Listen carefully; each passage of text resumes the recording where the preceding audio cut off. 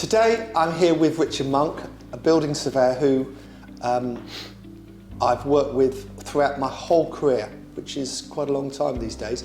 Richard, welcome, and thank you so much for doing this interview. I know you don't do many. Never. Ever. A man of few words normally. Correct. We first met when we were, what, 7 years old? 7 or 8, yeah. 7 or 8 years old. A long time and ago. I thought I'd got rid of you by the age of 9, and then you turned up at the same school as me on the first day. So we've known each other a long, long time. Don't think we fell out during that time, have we? Never. No, not Never. like I remember. No. Even when we've gone over budget? A lot of times. On occasions. And late. On occasions. So, yes. So Richard, tell us how you started working with us, because it was quite an interesting story. You came to stay at Christmas, didn't you, with me? I decided after doing 2 or 3 years in construction industry, I decided to go back to university to do a degree. Yeah, which I could never understand. No, well, neither could I, neither could my dad. So after a term, I'd spent all my grant money and everything else, and I came back at Christmas because I was broke. I stayed with you. You did. You never paid me anything for staying. And either. you offered me.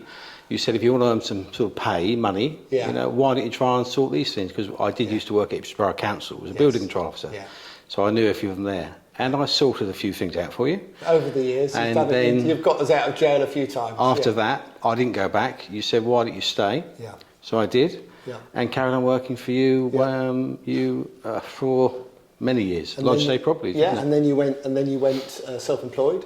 I did. And all the rest of it. So the deal, I think, at the time was that before we did St Francis Tower, the tower block, or was it? It was before then, wasn't it? So I'd just started buying a lot of houses in flats in Ipswich and around, and I needed someone who knew what they were talking about and dealing with the builders at the time, wasn't it? And you went. So really, you've been looking after our interests, if you like, for like 35 years. Mid-20s, it must have been. Yeah, we were mid-20s at the time. The first big job we did was.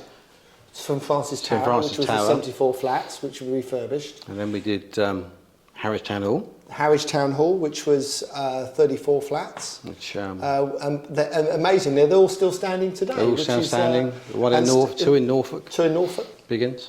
And then we started going all over the UK. Yep. And I remember you buying a Porsche 944, the white one. That was red one.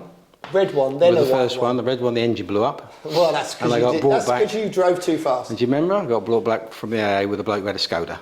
And he said to me, you should have bought a Skoda. There's been a few humiliating times we've had together, but I think for you that was probably one of the most humiliating. Coming back on a Skoda when you went in a Porsche. Yeah. Okay, so obviously we're here today in the wine rack, which, when you think where we started, we never thought we'd be developing 150 flats from scratch virtually. I know the skeleton was up when we bought it, but the rest we've had to do, £26 million, 150 flats, of which you've overseen the lot. I have. And we came in on budget and on time. Which is a wonderful achievement. And thank you for that. I haven't really thanked you for that, Richard. Well, thank you. It was very enjoyable. Yeah, to be honest. It was good fun. It was a good team. And do you think? I always think that the bigger jobs are actually easier to do. They are indeed. Especially if you have the right people around you and the right team and everything else. Absolutely. Yeah. So on a job like this in the wine rack, we had. I don't know what we spent on consultants, probably £600,000-700,000. But of course, they're there to protect you, or protect me, the client, and you indirectly. Yeah. And for me, I think the role of a building surveyor, and I hate to say it, but I think the role of a building surveyor is the most important role in all. When it comes to all consultants that you have to have, the building surveyor is the one who will sort out a schedule of works to make sure that everyone prices it correctly and all the rest, and then oversee the works. And when I do my seminars, you get a mention. Thank you. I'm not paying you every time I use your name, by the way, but you get a mention on a regular basis because for me, finding someone like yourself is so important for any property developer going forward. A building surveyor that they can trust and that is honest and decent. And you are vital, have been, as far as I'm concerned, a vital part of our development business, really. Oh, thank you for saying so. No, not at all. And how has the role of the building surveyor changed, do you think, over the years compared to when you first started 35 years ago with us to what we're doing, in terms of the law and everything else? The law has become far more complex. Projects have become far more complicated. Yeah. Planning has become far more complicated. The regulations have become far more complicated. So you do have to know an awful lot more about all the various legislation, the pitfalls and everything else. And as a building surveyor, then you do tend to do an awful lot more than you would if you were just particularly, say, a general practice surveyor who generally just does valuations and that sort of work. So with a building surveyor, we do all the project management, all the contract administration, as you say, and a range of other works, we're fulfilling in our role. And you take a lot of pressure, or we have done, off me over the years. In fact, I think you've quoted on a number of occasions, I do the worrying, John, so you don't have to. Well, and I think, I do. You sleep well at night, don't you? Well, I do. Yeah. I'm a property developer. I have no conscience. I have many a sleepless night on your behalf. Thank you. No, yes. That's good. Well, I always think that someone's got to worry. And secondly, you're getting paid to worry. I'm not getting paid to worry. No, absolutely. I don't get any profit. I don't get anything out of a deal if it goes wrong. No. So you keep getting paid, and that's the role of a consultant, and there's Absolutely. nothing wrong with that. No. That's, I think, exactly how it should be.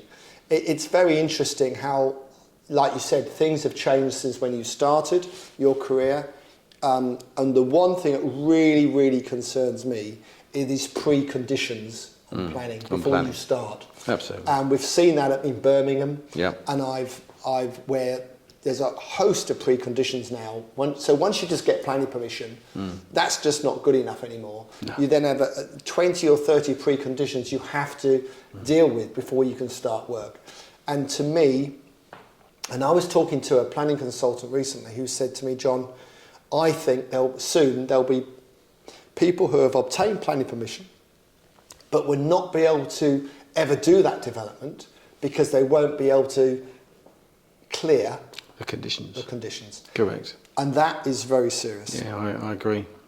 And for me going forward, we never really want to buy a project where the planning conditions haven't already been sorted out. If we're buying a project of someone who's already got planning permission, I want to know the preconditions are sorted out because I feel that passionately and I'm that concerned about it. Do you think I'm over the top with that? Or not at all. I mean, a planning permission nowadays is not, you've got so many conditions normally attached to it, so it's not an approval.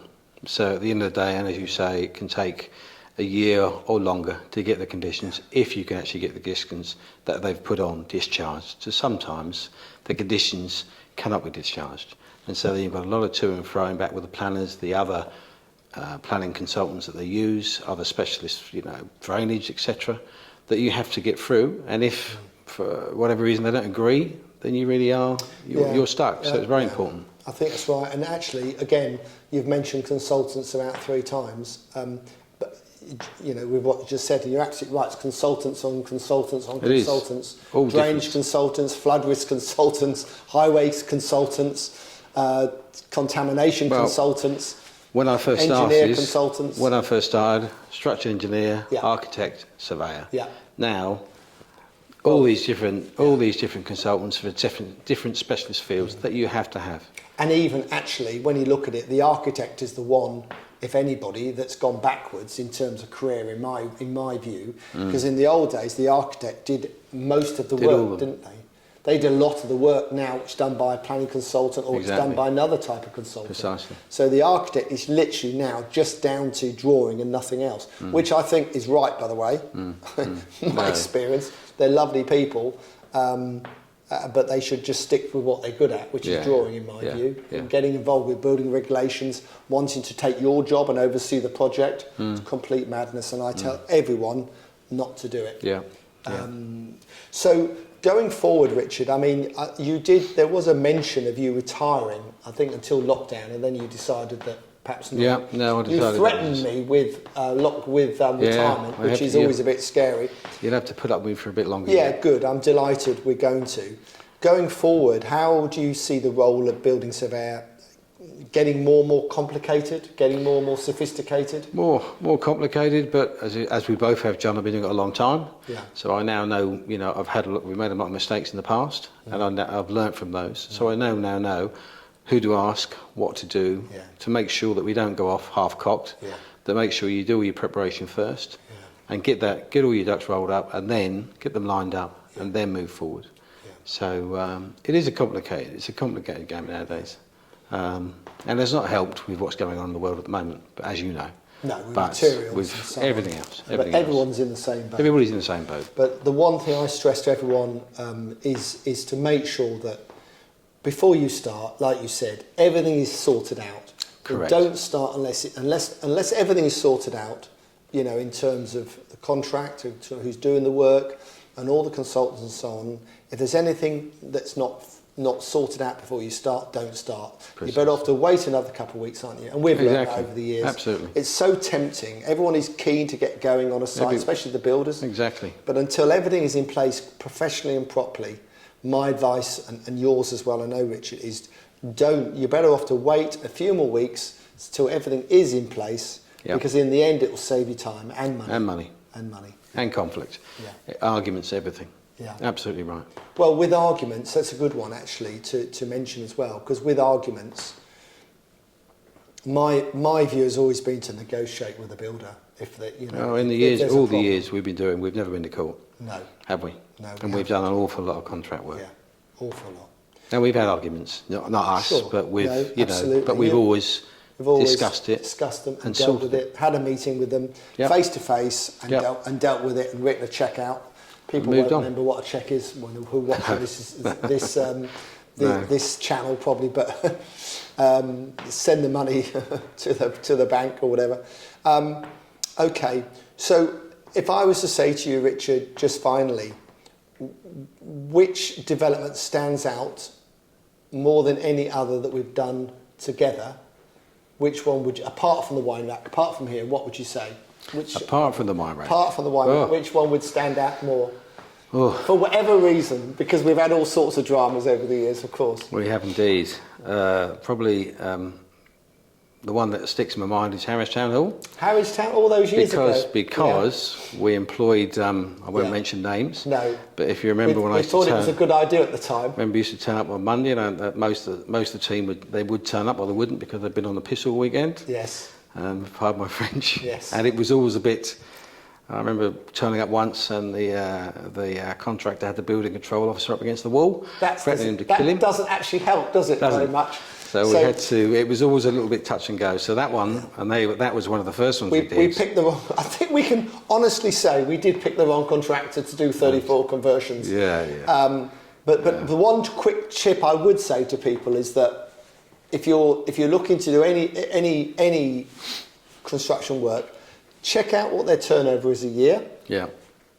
And the job you want them to do shouldn't be any more than 30-odd% of their turnover, in my view. How do you think? Would you agree? I agree. With that? Look at the history, look what they've done in the past, speak to other people who have used them, and make sure that if their turnover is only $1 million or $2 million, you don't want to give them a £3 or £5 million job. Too much. Exactly. We've tried it and it fails. It doesn't cope. And we've done it. We've tried it. They'll always be excited and say, yes, we can do that, because that's in our business plan. Yeah.